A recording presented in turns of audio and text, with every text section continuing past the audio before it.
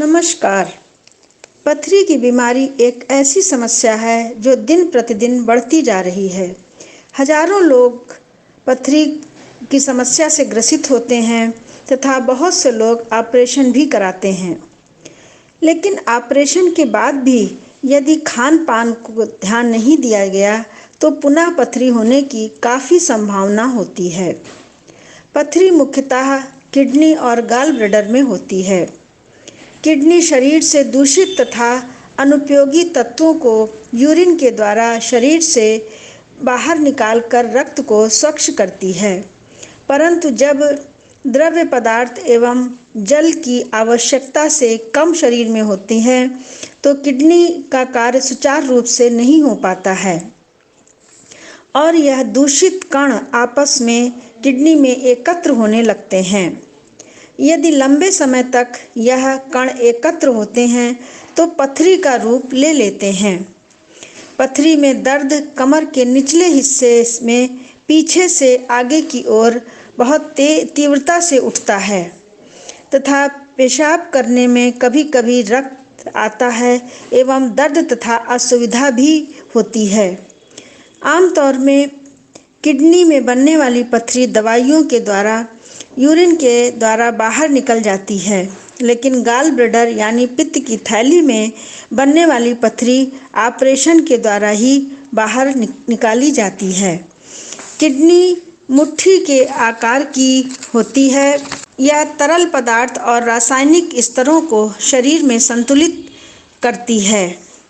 Kidney रक्त को साफ करती है। इसमें दूषित तत्वों को यूरिन द्वारा शरीर से बाहर निकाल देती है। ये रक्त में सोडियम, पोटेशियम और कैल्शियम के स्तर को नियंत्रित करती है। कैल्शियम स्टोन किडनी में सबसे अधिक होता है।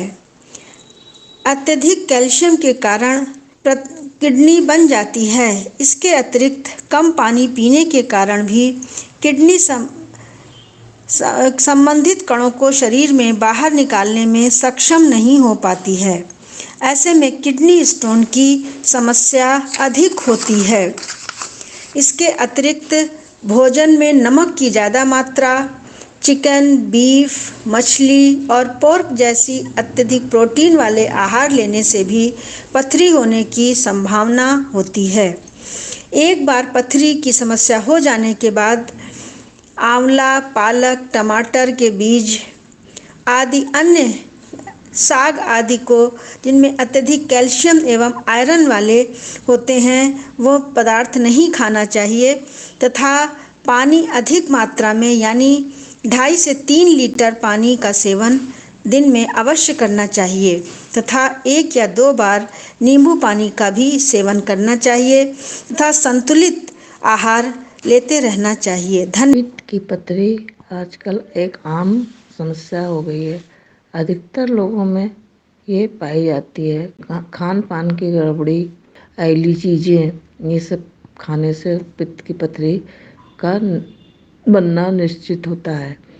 पित्त की पथरी बनने का कारण यही है, यदि पित्ताशय में मौजूद पित्त में अतिरिक्त कोलेस्ट्रॉल एंजाइम नहीं घुल पाता है तो वह ठोस बनकर पत्थर का आकार ले लेता है। इसके अलावा अगर पित्ताशय में बहुत अधिक बिलिरूबियम हो जाता है, जैसे यकृत में सिरोसिस या कुछ रक्त विकारों, तो यह पत्थर के गठन का कारण होता है। पित्ताशय की थैली ऊपर दाहिनी पेट के लीवर के नीचे एक छोटा सा नाशपाती के आकार का अंग है।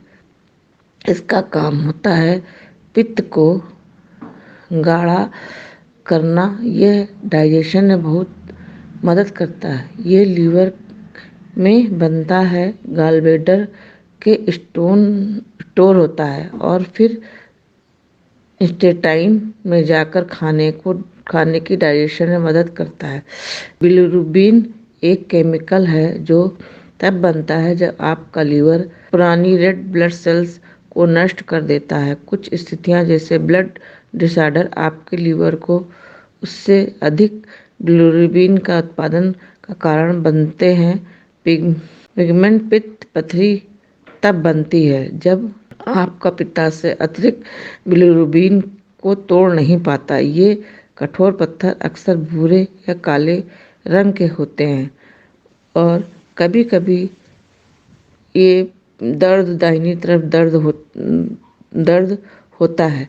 बादी चीज या ऑयली चीज़ें ज़्यादा खाने से कभी कभी दर्द उठ जाता है। इसका दर्द रात में ही अधिकतर उठता है और 3 से 4 दिन तक रहता है और कभी कभी अगर पथरियाँ ज़्यादा हो जाती हैं इसकी वजह से आपस में टकराते टकराते उसमें पित्ताशय में घाव बन जाता है, जख्म हो जाते हैं।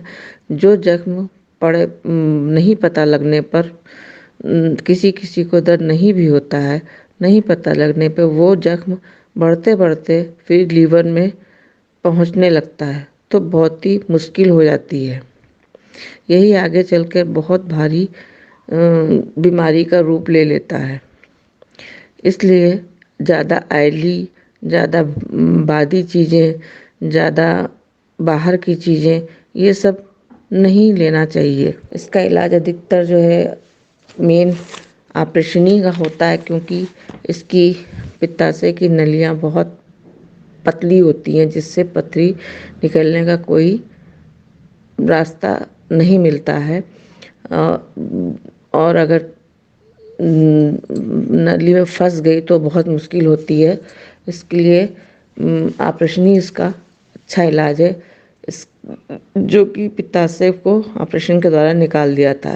लेकिन कुछ लोग होम्योपैथिक से भी इसका निकालने की कोशिश करते हैं और